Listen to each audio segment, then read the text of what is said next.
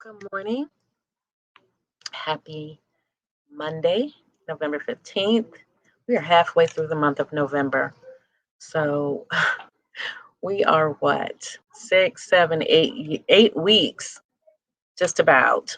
Yeah, from the end of this year. 8 weeks from the end of this year right now. Um, wow. That's all I've got to say. Not 8 weeks, 6 weeks. 6 weeks. How is everybody doing? It's feeling more like fall right now. But I think there are supposed to be a couple days this week where we come back up to the 50s. So hallelujah to the men. I'm glad that you all have tuned in today. Want to let you know that on Wednesdays of every week at 11:30, I'm going to be teaching reading in person. And I've found that the few students that have come in, I want to see more of you. Those students have come in are finding they're getting so much more understanding. They're also able to take feedback from one another, and it's just a whole different vibe. I think it's been very helpful. So if you are able to come in, I would love to see you. Um, what else? I think that's about it. I know um, the assignment that we had last week, I'm going to share the screen with you. I'm coming back though. There was an assignment last week that was a little tough. So I want you all to bear with me on this, and we're going to dissect it. So, and if we were in class together, we could go even further. But I want you to take a look at this again. This is book is written in his own words, um, the narrative of the life of Frederick Douglass. And if you get a chance to read this book, let me tell you why this book is so important. Because so many things have been said about the life of slaves and slavery to make it seem less severe, less harsh, less savage than it actually was on human beings. He tells you everything. Um, these are his words. It's not something that someone said, that slavery was harsh, man. People didn't have food. A lot of times they didn't even have clothing. And when he talks a lot about being hungry all the time, we're not going to touch on that today, but I just wanted you to, if you can pick this up, read this book, read anything, everything, read online, read until the newspapers kick you out. WashingtonPost.com, LATimes.com, Democrat and Chronicle.com. Read these papers.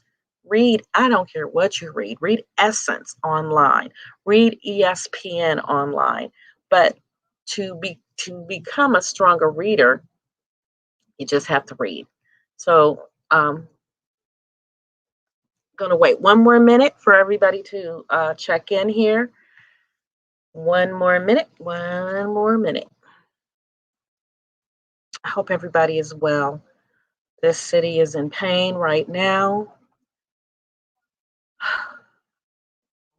What do we do? What do we do about our children? What do we do about our babies, our brothers, our sisters?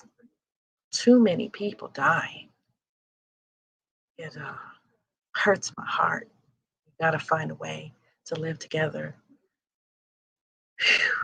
And get the guns off the street, y'all. That's the only way. We got to have people working. We're here to help you with that.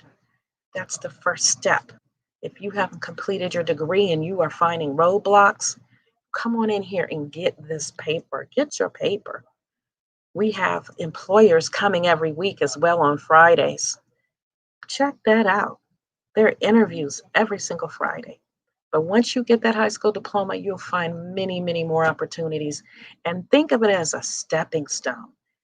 Getting some additional training, going to school, anything that your heart desires, it's open, becomes open to you. I want you to think about that. So as I said, I wanted to take a deeper look at where does my lesson keep going? That is so weird. Oh my goodness. That's all right, y'all. We're going to take a deeper look. And my lesson keeps going bye bye. It's really weird. So, what I wanted to focus on then, we're talking about textual evidence, meaning information that you find in your text, in your reading, to help you understand what you're reading. So some of these things that textual evidence is going to help us to understand exactly what's there, and some of it is to help us understand what's not there, but what is implied. So what you had to read last time was this narrative from Frederick Douglass, written by him, about why he hates birthdays. So we're going to dive into some words that are there and ideas that are implied to answer this question about why he hates birthdays. Okay, so you're if you looked at the narrative here,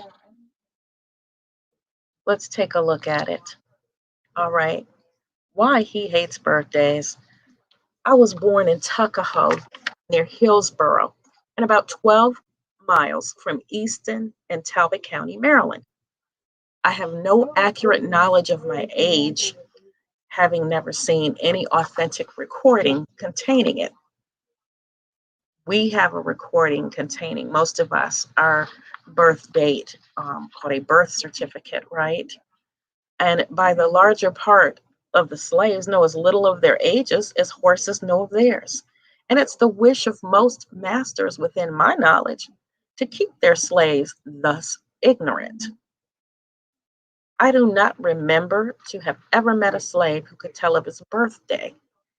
They seldom come nearer to it than planting time, harvest time, cherry time, springtime, or fall time. We know when those dates are. A want of information concerning my own was a source of unhappiness to me, even during childhood. The white children could tell their ages. I could not tell why I ought to be deprived of the same privilege. So why not me? I was not allowed to make any inquiries of my master concerning it. And God forbid you ask about it. He deemed all such inquiries on the part of a slave improper and impertinent and evidence of a restless spirit. So if you start asking that, you're going to start thinking about other things, and maybe you're going to start thinking about running away. But no, we can't tell you anything about yourself. The nearest estimate I can give makes me now between 27 and 28 years of age. I came to this from hearing my master say sometime during 1835 that I was about 17 years old. Part of our identity, right, is knowing how old we are, knowing where we were born, when we were born, and not only that, what was happening during that time. That gives us a reference about ourselves. So let's take a look at some terms and that I wanted you to be familiar with with this reading. Um, Explicit evidence. And explicit information is information that is clearly stated in a text, right? Implicit or implied, inferred information is what an active reader can gather from the text, even though it's not said, it's not explicitly stated. So when you are inferring meaning from a text, you must be able to find textual evidence, words, to support the inference made. It's the explicit information as given, words. When finding textual evidence to support an inference, look for explicit information as well as word and structure choices that lead to the inference. All of these are clues. If a reader cannot find enough evidence in the passage to lead to the inference, then the inference is not based on the information. Okay. It's not a proper inference. So to cite textual evidence means that you are quoting material in those quotation marks that you read in the text. Let's go a little further.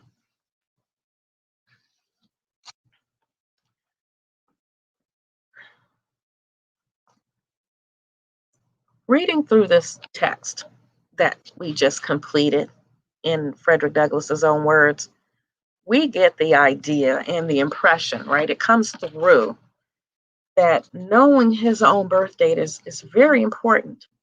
So how do we know this?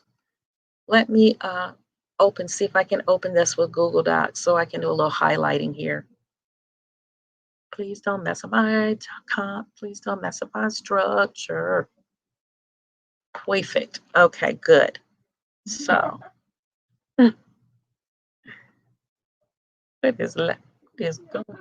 what is going on? So some explicit information first that Frederick Douglass doesn't know his age, right? He says, I have no accurate knowledge of my age, having never seen any authentic record of my age, right? That's first. What else does he say? Most slaves don't know their ages. That's something else that we can gather, right? So, by the farther parts of the slaves know as little of their ages as horses know of theirs. And it's the wish of most masters, within my knowledge, to keep the slaves ignorant, right? Most people don't know their birth dates.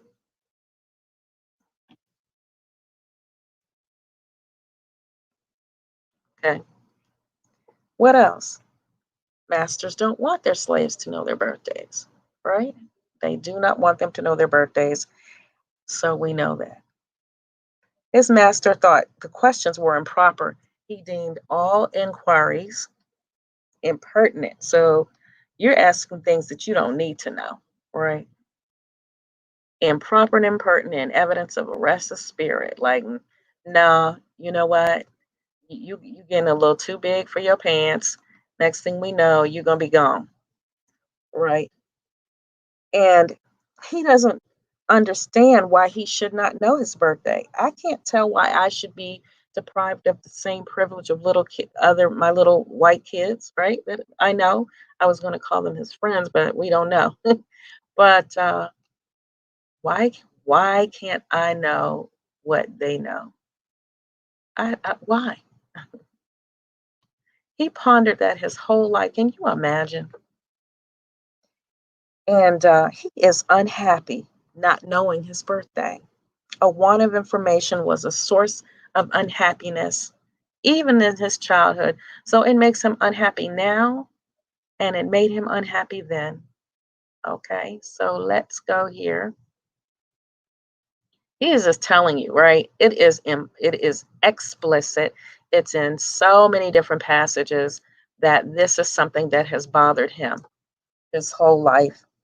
And the lack of information, even when he was little, right?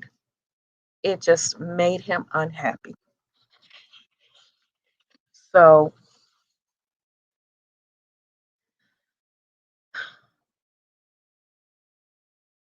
why your birthday is so important to him? Why your birthday is so important to him?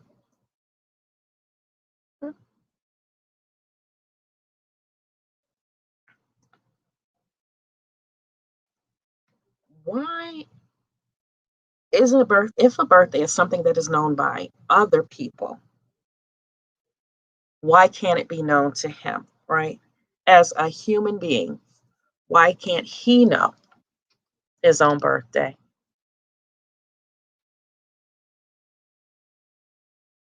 That's one thing. And so then what else?